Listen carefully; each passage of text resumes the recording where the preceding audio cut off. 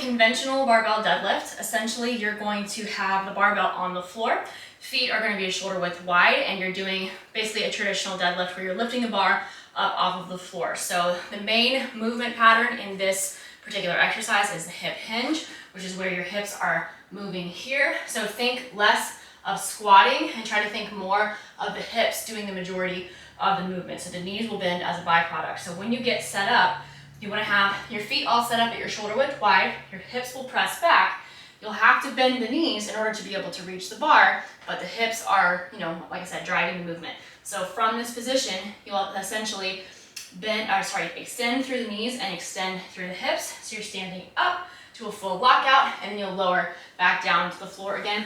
And it is important that the barbell goes all the way back down to the floor on each repetition, because the purpose of this is pulling the bar up off of the floor. If it's so light that you don't have to set it down, you might want to increase the weight a little bit, barring any kind of injuries. So I'm set up here, hands just outside the width of the legs, chest is up, and I got the bar lined up so that it's touching my shins. So with just a normal conventional deadlift, whenever you're working on deadlift strength, you want the bar pulled in, so it's like as close to your legs as you can possibly get it. It's touching in on your shins. And then your shoulders are going to be lined up kind of over or in front of the bar. So I'm kind of this way rather than being way, way back like this. Okay, so shoulders over and in front of the bar, back is nice and flat. I'm going to stand up and then come all the way back down. Now notice I'm not rounding the back as I lift. Instead, I'm using these erectors along the spine to keep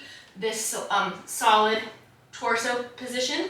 As I move through, your torso essentially is going to act like a big slab of concrete, and it's not going to move. It's going to essentially stay as rigid as you can possibly make it.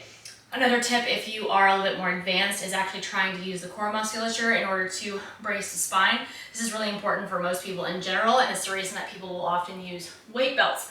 So if you're using a weight belt, the idea is not that the belt is so tight that it's supporting the spine, but instead you're using it to help support your brace. So whenever you are getting set up, you should have this feeling of like pressing outward through the middle part of your abs and the sides of your torso, and then also kind of clamping down at the same time. So out and clamping down, and you should have this really strong feeling around your abs and then also through your back. So that is going to be part of your brace. The other part is lowering the shoulders, locking in the lats. So there's a whole lot of tension going on the front side as well as the back side. So you lock all that in, grab hold of the bar, arms are like super stiff at this point, stand up, and then come back down.